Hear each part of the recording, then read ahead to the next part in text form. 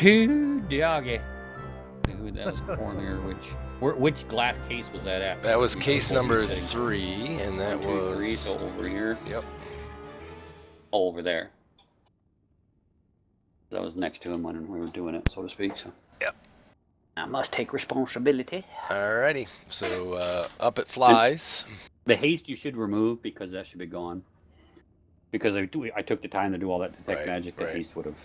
Same with your gravity bow, or is that still No, there? that's 1 minute per level. Alrighty, gotcha. So that would be 4 minutes. Bless is still there. Haste.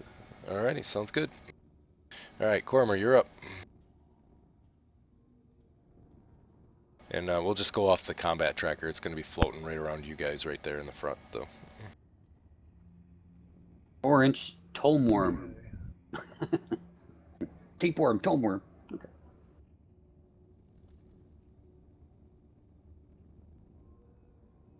There you go. Never fought a tome before.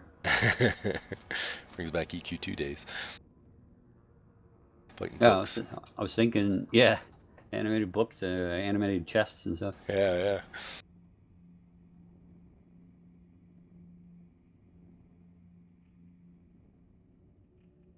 No messing around from Cormer, man. Look at this. Throwing out the missiles. And it's dead. It falls down to the ground, so. Boop. Stomp on it.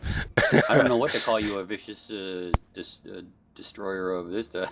So the book collapses down to the ground, but it's still intact, actually. So does not appear animated at this time. So you can pick the book up now, and as you look at the book, it lists names of 100 demons, including their home and details of where they've had conquests. Okay, I'll take it. See if it Alrighty, comes alive again. Sounds good. I'll put it in my bag. Nope, doesn't come alive.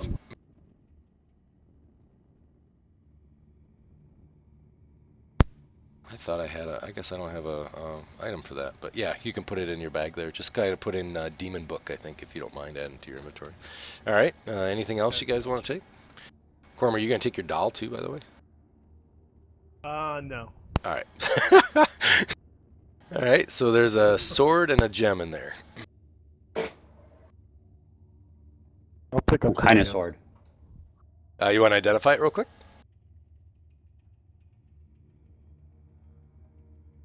So it's, let's see. So Tanner, I'll take the first one as a 12. Were you assisting, or were you trying to identify it? Assisting, I was trying. Yeah. Yeah, that's what I thought. So, who wants to roll the spellcraft on the sword? I will. I'll assist. All right. Let's see here. So it's a +2 berserker sword.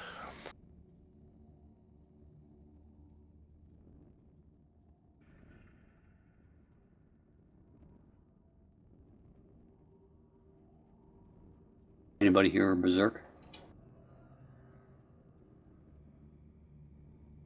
Core and spirit. Core and spirit, yep. Way back when. Long time ago. What does that do?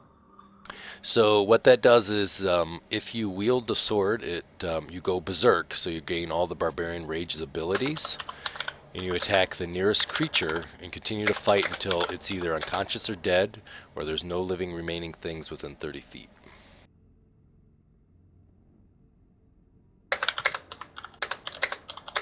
Oh, that's pretty cool.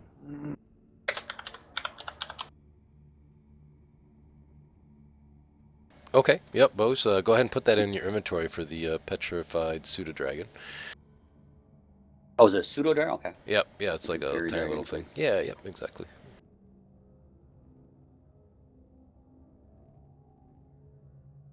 We identify that gem. Yeah, absolutely. Go ahead and give me rolls on the gem. I'll assist.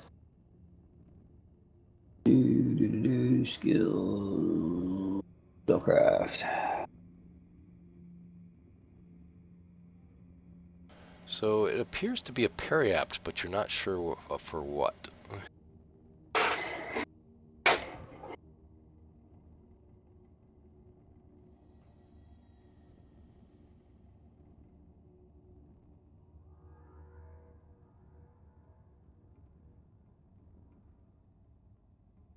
Does it look like the deal there that Carl had? It does, but it's a different colored gem.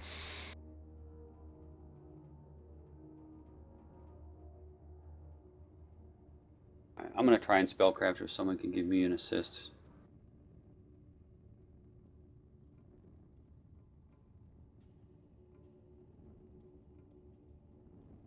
Hey, 2246. 26. Wow, you just got it. This is a periaptive foul rotting.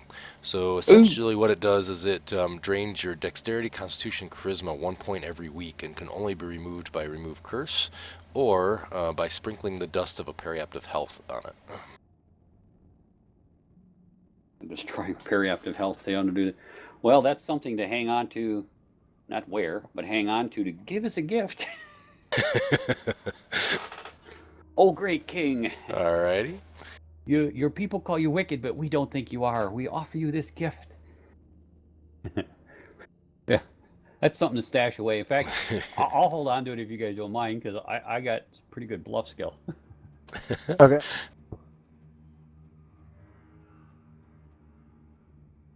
I was waiting for the old Tanner puts it on type of thing. I was like, come on. Didn't go though. Alright. So you guys have cleared out that case.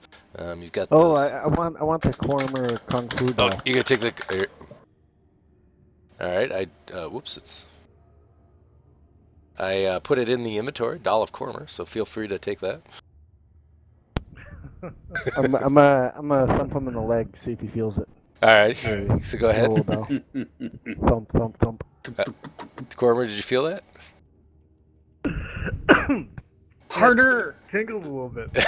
There you go. I'm gonna pull all the pins out and throw it in my bag. The Cormer Alright. doll. You see little pieces of blood shooting out of. No, I'm just kidding.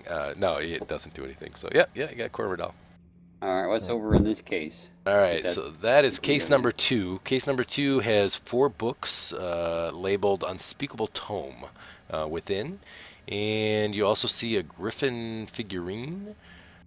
And 4 jars that contain preserved eye stalks. And if you want to do a knowledge...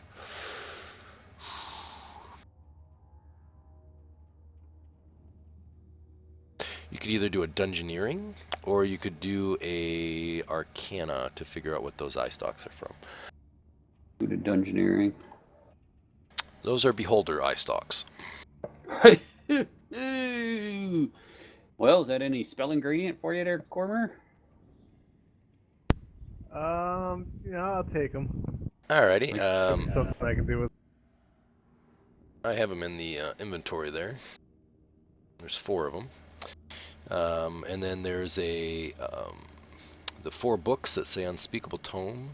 And then there is a griffin figurine.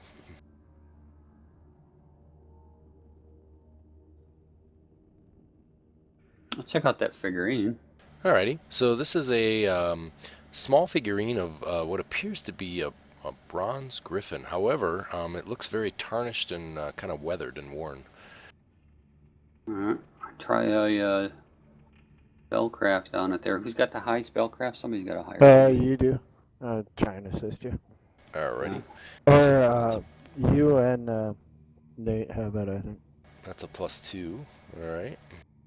Unfortunately, I rolled a 1. I Yeah, have no clue. No clue. Who else can I assist? Mr. Razik to show up.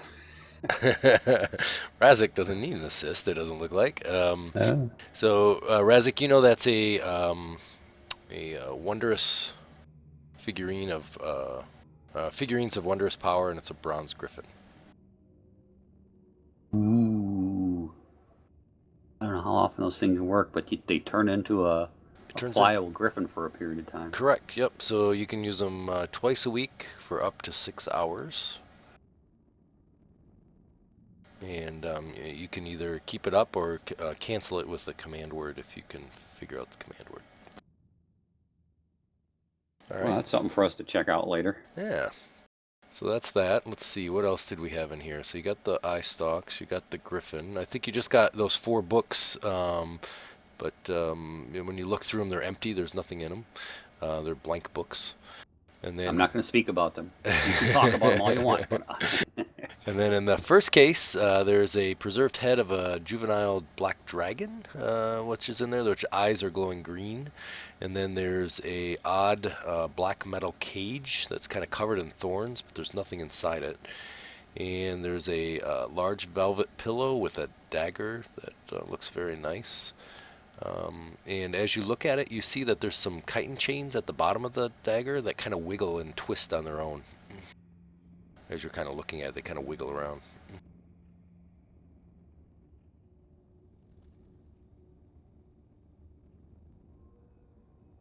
What is that about chains? So there's some chains that are connected to the dagger to kind of help keep it in your hand. And on that dagger, they sort of twitch and wiggle kind of on their own.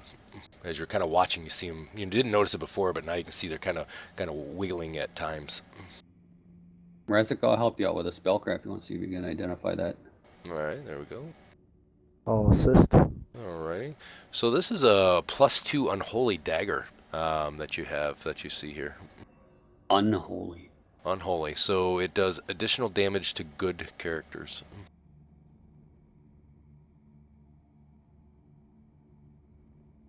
I guess we could sell it. Yeah. Yeah.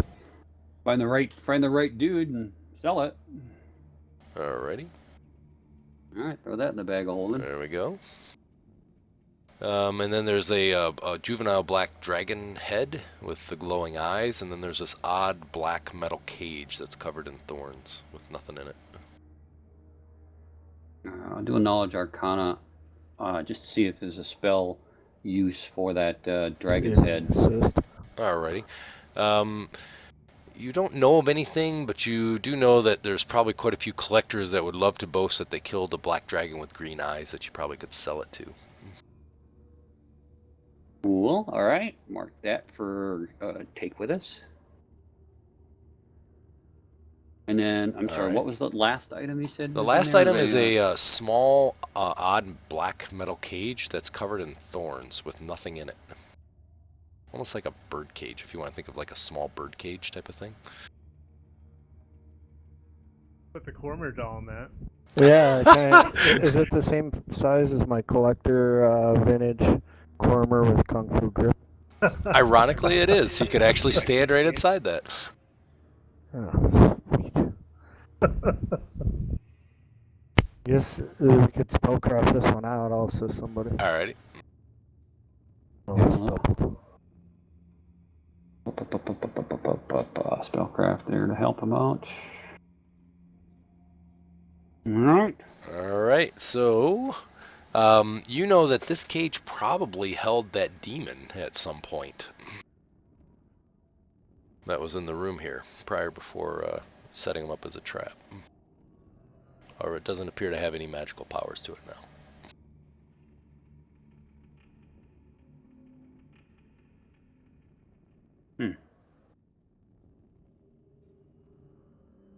No, it's not. It didn't glow magically anymore. It was some sort of cage thing or something. That was Correct. From spellcrafting, you guys can tell that this was a cage that kept an outsider kind of trapped in it, but it has no spells to it now. It's kind of like almost like an artifact or a minor artifact or minor relic that's used up its power.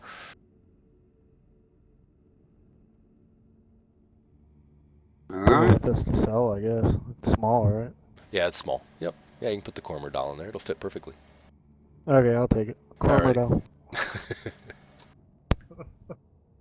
So you're gonna collect all 4 action figures, 5 action figures? Yeah. I want to do like a fight scene if we have time later. Yeah, sure. The Griffin statue taking on. I'm gonna reenact this one. You got the bronze statue. You got the griffin. Yeah, you can make out a whole little scene. That's nice. This place is just one vicious, nasty place. Yeah, it's pretty rough. No doubt about it. Is this the way the rest is just going to be? Yes, this is the way the rest is gonna be. I'm not gonna lie to you. Oh, God. Oh. I was saying before you logged in, the next section I just worked on it the last week, and it's unique. I've never ever played anything like that before, so I think you guys will be excited. I don't know. It seems like it's gonna be pretty cool. So It's not a typical D&D thing. All right. So what do you guys want to do now? All right, Kinda we don't have ransack any the other room. doors, right? No, it doesn't Done. appear to be. No, you guys looks like everything that you think you found, you found. Oh, if you're gonna say it like that. All right. Yeah, let's meander out, take our little dragon's head there, and All right. wrap it in something out of the office or wherever we can grab something to wrap it in and keep it semi-protected. Sounds good. Are you guys going to kind of go all the way back out to the Crooked Inn again, or The only way we know out, well, the sewers, I guess you could take Yeah. maybe a shorter route out, right? Yep, no problem. So you guys kind of meander through the buildings here or through this area. You guys, nothing is repopulated or come back into the region here at all. You guys escape back out into the sewer system. You kind of remember the way back pretty easily, to be honest with you, and kind of pop up in through the grate behind the, I think it was a weapon? No, it was an armor, I think it was called the old smithy or something like that. You guys kind of pop up through there. Ooh is not there waiting for you, though, however. Ooh has disappeared. Well, we've been gone a day or two. Yeah, so, it's very dark and kind of a stormy type of weather. It's rainy. There's some lightning that's going on in the background. The streets are pretty much empty. Occasionally there'll be somebody kind of wandering by, but definitely seems to be kind of a dark and dismal night. Guys get back to the Crooked Inn. Tarquin, who was the gnome owner, if you guys remember, Oo's dad, is kind of in there. It's a quiet night, not a whole lot going on in there. There's a few people, patrons that are there, and Tarquin sees you guys walk in and kind of yells to the back, and he's like, quick, bring out some potatoes. These guys look hungry. Kind of brushes off a table for you guys. Razik, are you still huge? You're not anymore, right? Or are you? No more. Just want to be sure. Stir things up. Yeah, They have a hell of a time fitting through that sewer grate. yeah, right. So he throws some plates of food down and says, "Anything else you guys need tonight?" Round the hills, I guess. Oh, absolutely. He goes back and grabs a bunch of stuff. He kind of looks at you funny, Razik, and says, "Squids." Grabs some drinks for you guys and throws them across the table there, and kind of wipes off his hands and pulls up a chair and sits down next to you guys. Like, so what's been happening? What's going on? I haven't seen you guys. It's been quite a few days. Yeah, well, we got some new scars, a couple scrapes, stuff growing out of people. Yikes. Pretty scary stuff. Yeah, something wanted to eat our brain a couple times. He sort of shudders. He's like, no more. I don't want to hear anymore. I'm okay. I'm all right. By the way, I want to let you guys know that Eligos sent a Pollard over, his manservant, and said that he's almost done with his research and probably be ready in a few days. So he said just kind of hang out here at the Crooked Inn and probably, he said, 4 or 5 days at the most. And then he'll be sending Pollard over to meet up with you. He said he's got a lot of interesting stuff to tell you guys about. All right, well, we got some more stuff to bring to him, so... Excellent. We got some information on doppelganger dealies and some other tomes here that need to be reviewed by someone who can read this stuff. He kind of puts his hands over his ears. He's like, please, no more. And he kind of walks into the kitchen. He's like, I'll have nightmares for a week. Let's see, what else has got? Oh, and you guys also found out that Loris is a pretty high-ranking gentleman in town. He's been here for about 12 years. Used to be a barbarian in the actual games that typically happen every year, but has since bought the arena as well as most of the buildings around it, and is quite well known in the city of Waterdeep. Has actually been rumored to be one of the masked lords of Waterdeep, and is known to be very well connected throughout town itself. The more you read, the more you get nervous about things. It's that way with life in general. Something like that. Right? I don't know, man. So, when you guys had kind of come back into the inn, and Tarquin had kind of came over and said Pollard had come over and said that Elagos is ready to meet with you guys. Asked that you guys kind of head over to his house. He'll be happy to chat with you guys. Okay. All right. So you guys, have been in Waterdeep long enough now, for the last couple weeks that you guys feel pretty comfortable with Waterdeep, at least the general areas and areas that you need to go. So, and you guys strangely have not seen Ooh since you guys had gone down into the tunnel. Tarquin says it's common for him to kind of disappear for long periods of time. So you guys kind of meander over and finally find your way over into the Sea District and get back over to Elagos' house, which, if you guys remember, was kind of a big white marble manor. Was pretty ostentatious and impressive. You guys kind of walk up to the door and I assume knock on the door. Pollard opens the door again, who is his elven manservant or whatever, and says, "Oh, good evening, good evening. Come on in, gentlemen. I'm glad you guys came back."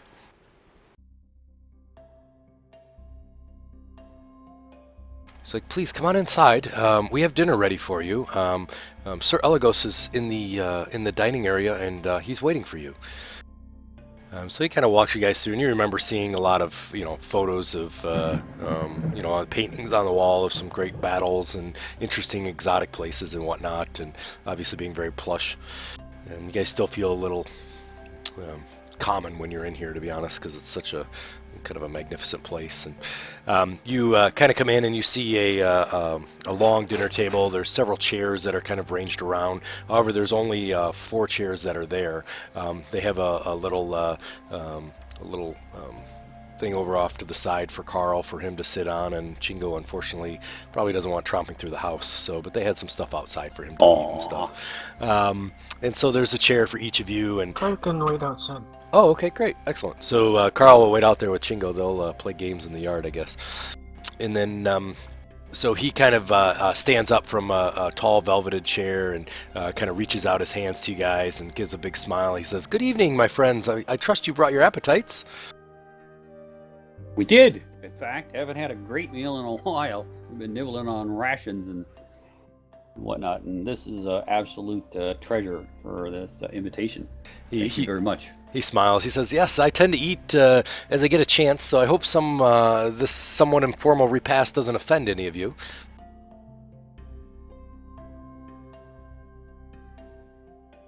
Kind of looks around. You guys don't really say. He says, "Good. I thought it wouldn't.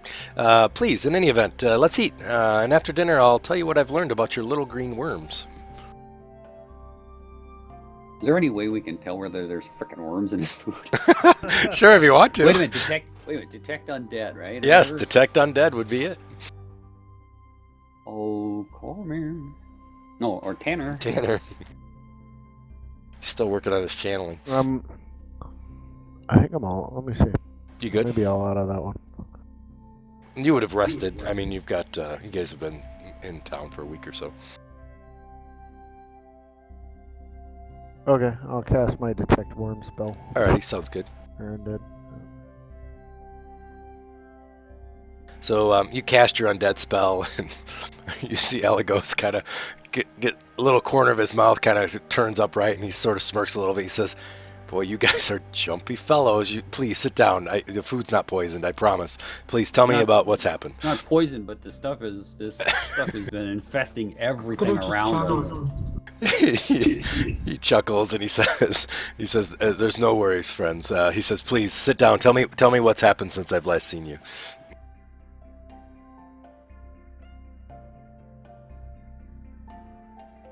He kind of sits down and starts eating and kind of looks to you guys and says, "I'm more than happy to taste all of your food if you're concerned." No. So you guys kind of chat with him. You guys tell him kind of what happened, or? Yeah, the whole deal, and share with him the ledger. Excellent. So he. And, yeah, go ahead. No, I'm sorry. I was going to say. Sorry. He kind of nods and sort of takes in everything you guys are talking about. Looks at the ledger and looks at any other artifacts that you guys maybe had brought in. Anything else in particular you want to ask him about right now at this point? He's kind of giving you guys the option before he has a chance. So.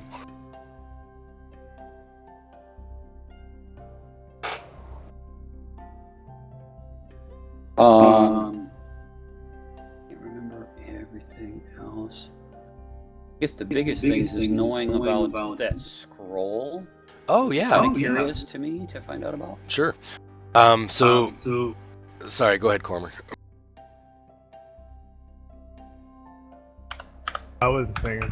Oh, I thought you were. I'm sorry. All right. So what happens is that he kind of says, "Oh," he says, "the Apostle Scroll." He says, "I came across that in my readings. Did you say somebody has purchased that?" Yes. He says, "Oh dear." He's like, "Well, the Apostle Scrolls I did read about, and it is penned by Caius himself. Actually, Caius is a minor god, and he actually supposedly has written those scrolls. And it talks about a creation of a creature called the Ergostata, which is nothing that ever has been seen, and it's a massive undead creature. It's capable of consuming living people and then regurgitating them as undead." It kind of talks about the ritual to make the Ergostata even more powerful and spewing them out at like a tremendous rate, almost creating an army of undead. Kind of shivers a little bit. He says, "Very, very scary." He picks up his wine glass and takes a drink. Share with him where we learned that the person that purchased it was described as purchasing it. Yeah, he says that he also looked at the ledger too, Razik, and was able to look at the Undercommon and agrees with the interpretation you guys had, and says that he says that unfortunately, Loris is like I said, a very very popular man, and is powerful and quite popular. He said, "I think that him." Obviously, purchasing his scrolls is very unsettling. And then I also see, oh dear, he's kind of looking at a piece of paper. He's like, he tried to get you guys killed, Loris. He kind of looks, kind of even looks more concerned. He says, "Well, obviously he probably figured out something that happened in another area. Did you guys upset him in any way, or?"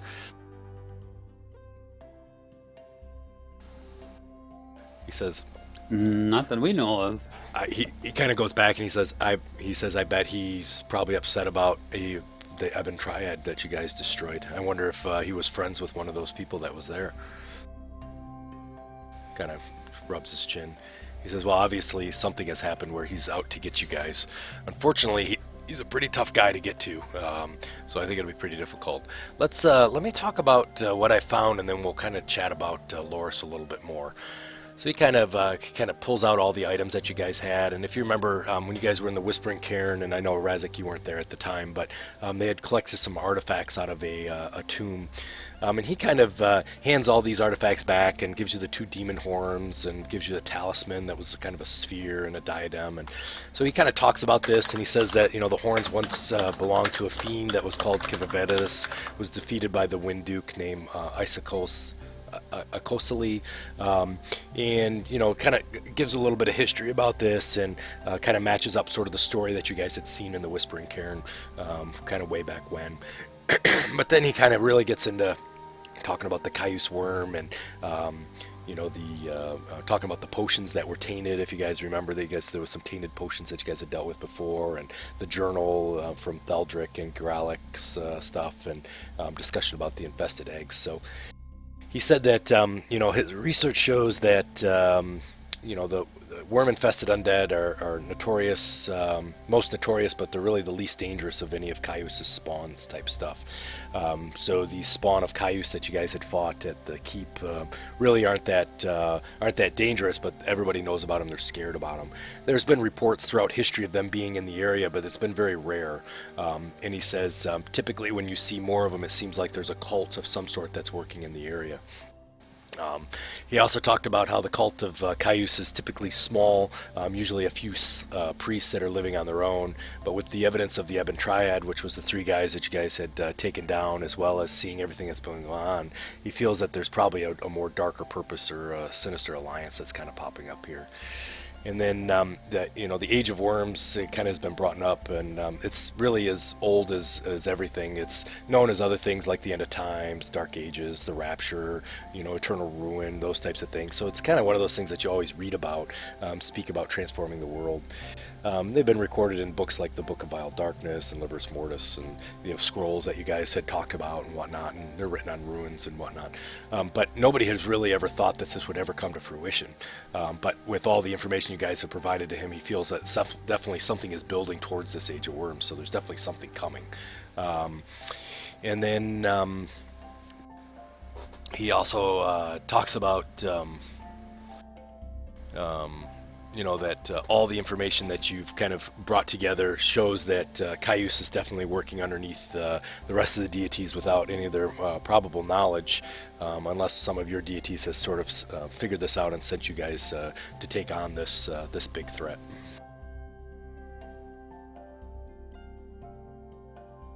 So he then kind of goes back to talk about Reiki and Loris, and it tells you exactly what he had said, him being pretty strong and whatnot.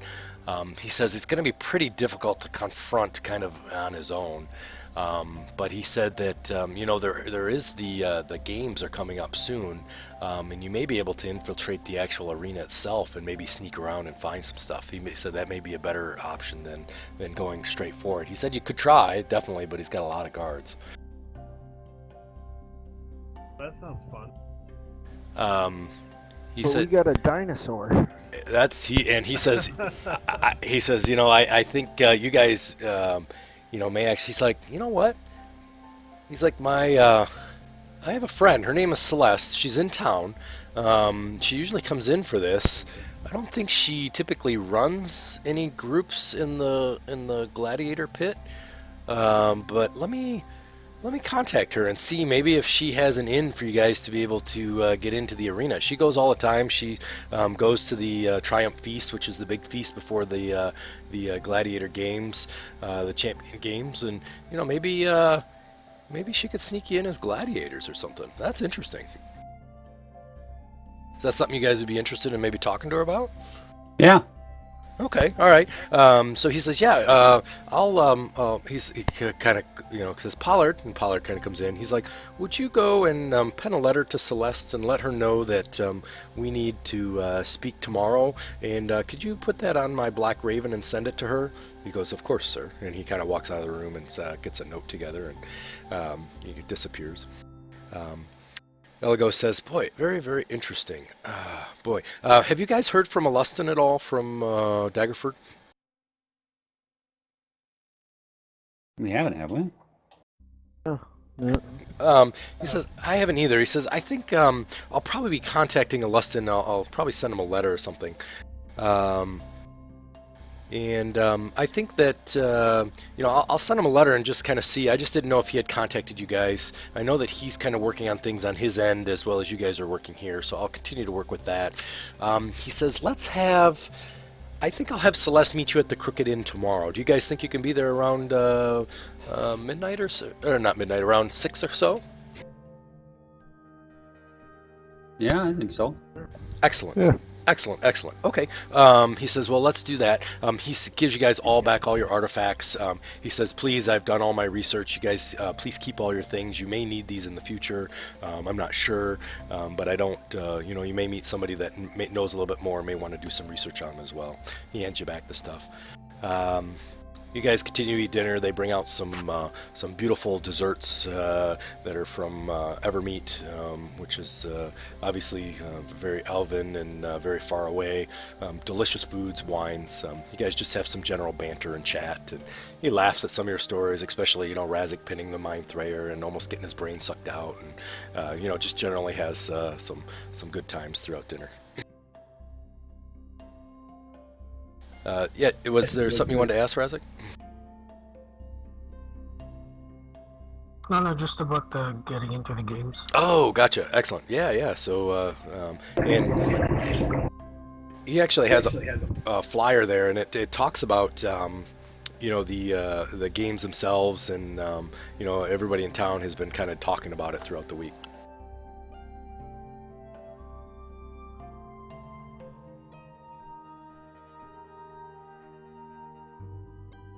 All right, so you guys finish up dinner, and once dinner is done, he kind of says, definitely chat with Celeste. If you guys need anything else, please come back to the house. I'm more than happy to help you with anything I can.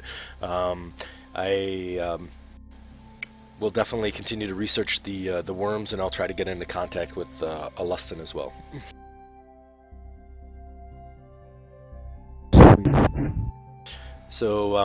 So you guys, I assume, kind of go back home, or back to the inn? Yep. All right. Yeah. And as you guys are leaving, actually, I hadn't mentioned it before, but there's many flyers that are on the poles, and it says, please come down to the Champion Games. They start. You guys kind of know that it starts in a couple days, and it says, the director says, running the games, Loris Rakian, at the bottom.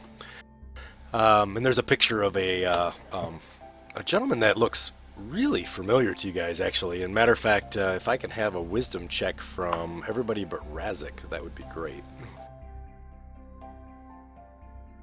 Sorry, Razik. That guy looks like the one that was dancing at that bar where I had all the performers. Yeah, Did I that's do him. the wrong one? No, you did the right one. That's exactly what I'm looking for.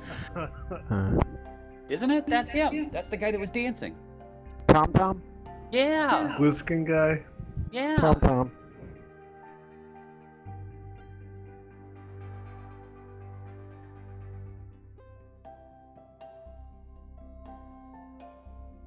Yeah, the picture shows a picture of this person, and he's got this large belt, and he's got a sword over his hand, and it says Champion, and it says Auric underneath it.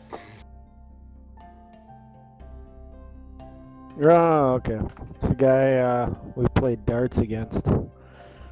And beat, I think he's the one that hangs out with that The elven chick? skanky elven chick. Yeah, skunky elven chick, and then there's a sorcerer, Hey, we too. like her. Yeah, exactly. Skanky. Yep. So that's him. So you guys recognize him, and remember he had like a big belt. I don't know if you guys remember that. So he was kind of talking about Champion Games and whatnot. So.